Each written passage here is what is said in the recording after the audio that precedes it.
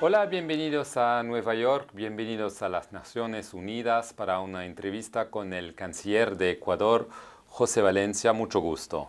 Gracias por la invitación, es un gusto estar acá también. Vamos a empezar con la situación en Venezuela. Se habla mucho del tema acá en las Naciones Unidas, en la región, por supuesto.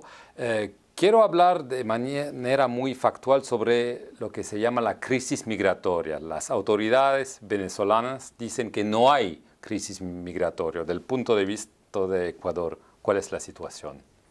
Bueno, mire, me parece que los números no mienten. Según cifras del ACNUR, un observador internacional imparcial y con autoridad, aproximadamente 2.6 millones de venezolanos han dejado su país en los últimos 2 años. Esto equivale a aproximadamente un 7% de la población de Venezuela. Es enorme. Es enorme, es una cantidad considerable y todos estos venezolanos se han dirigido hacia el sur del continente. La mayor parte de ellos está en Colombia. Al Ecuador han llegado aproximadamente 250.000 personas y a Perú aproximadamente unas 350 a 400.000 migrantes. Otros países de América Latina también los reciben. En fin, es un fenómeno regional, es un fenómeno que no solo concierne a un país individualmente, sino a toda la región sudamericana.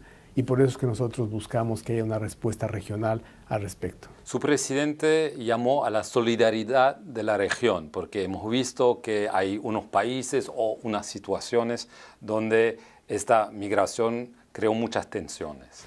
En efecto, sí.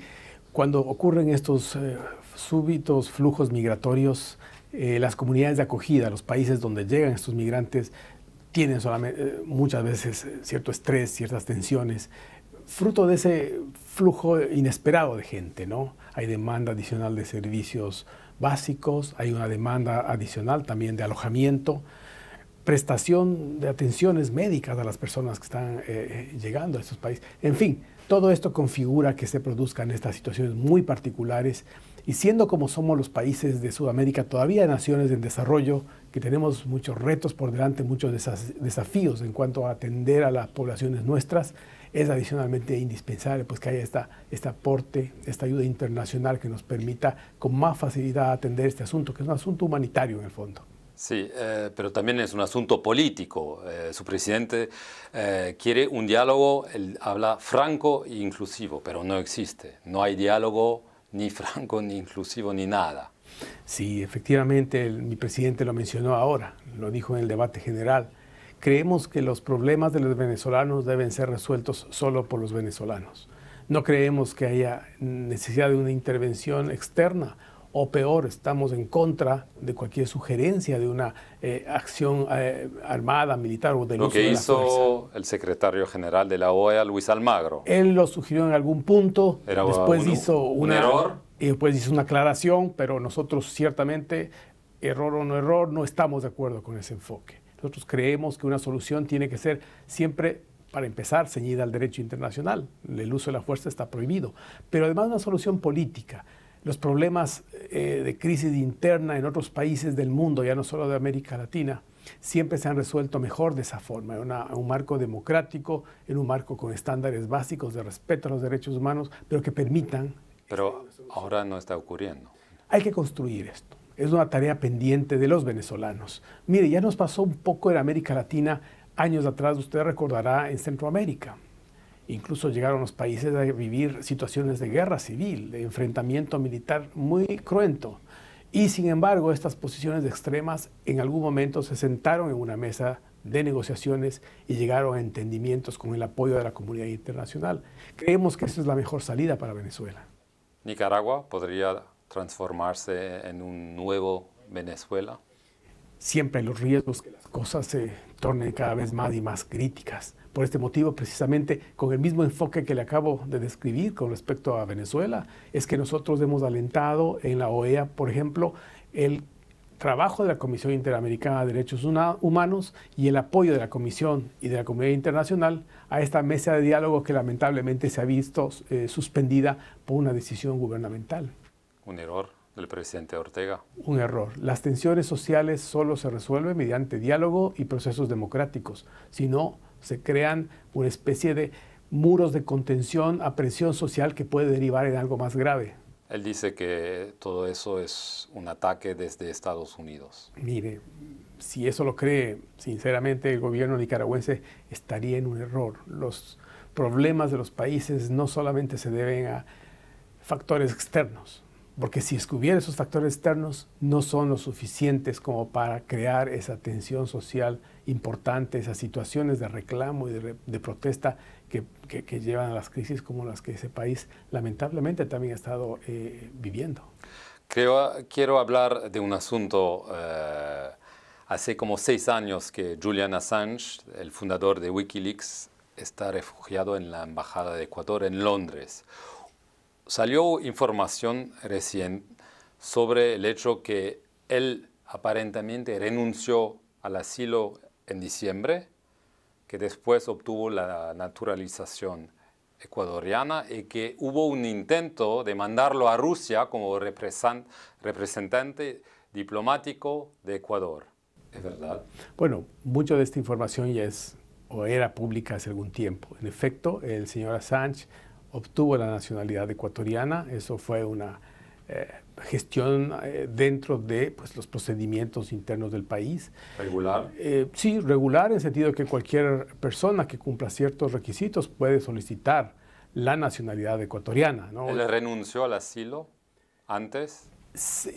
Hizo una renuncia, pero con respecto a eso le quiero mencionar que la concesión de asilo es una potestad del Estado que lo otorga. Sí.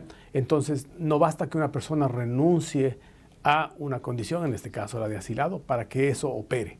De hecho, es lo que ocurrió. El gobierno, las autoridades de entonces no dieron paso a este pedido y por lo tanto él continúa en la embajada ecuatoriana en esa condición. ¿Y mandarlo a Rusia? ¿Fue un intento? Mire, lo que le puedo decir es que con las autoridades británicas hubo el intento de negociar una salida a esta situación tras tantos años de estadía del señor Assange en nuestra embajada. La salida que se propuso no prosperó porque las autoridades británicas no aceptaron la acreditación del señor Assange como diplomático y por tanto se revió toda esa situación. Nosotros pensamos que el Ecuador, con otorgarle el asilo al señor Assange, con darle una protección a la que estamos obligados por los acuerdos internacionales de protección y de asilo diplomático a los que el Ecuador está sujeto, el Ecuador ha hecho su parte. Pensamos que una salida tiene que concretarse a través de un entendimiento entre el señor Assange y sus abogados con las autoridades británicas, que son quienes le reclaman para atender a los tribunales. Usted no me contestó sobre Rusia. ¿Hubo un intento de mandarlo como diplomático ecuatoriano en Rusia o no? El intento de acreditarlo con Rusia pasaba primero por plantear al señor Assange como ser acreditado como diplomático en Londres, ¿no? Ir a Rusia era un paso posterior. Las autoridades del Ecuador... Era un paso. Sí, pero no se llegó a concretar porque él no dio el primer, no se cumplió el primer requisito que era el ser acreditado como diplomático para eventualmente poder salir afuera. También hubo información según la cual los rusos querían sacarlo de la embajada de Ecuador en Londres y llevarlo a Rusia, pero no se hizo. Hemos visto un reportaje o varios reportajes internacionales al respecto. Personalmente nosotros no tenemos registro ni hemos conversado, con las autoridades rusas al respecto, como Estado ecuatoriano, quiero decir. ¿Cuál podría ser la solución entonces? Su presidente habla de como una piedra en el zapato, pero es una piedra que queda en el zapato. Mire, sí, nosotros tenemos claro dos puntos de partida. Primero, que tiene que ser una solución en el marco del derecho internacional y también apegada a debido proceso, ¿no? No creemos en soluciones unilaterales. Idealmente para nosotros una solución debería pasar porque el señor Assange y sus abogados tomen contacto con las autoridades británicas, de pronto ya lo han hecho, y conjuntamente acuerden los términos de los que el señor Assange podría salir de la embajada y ya pues el asilo no fuera necesario. Ese es nuestro punto de vista ideal. Él podría volver a Ecuador.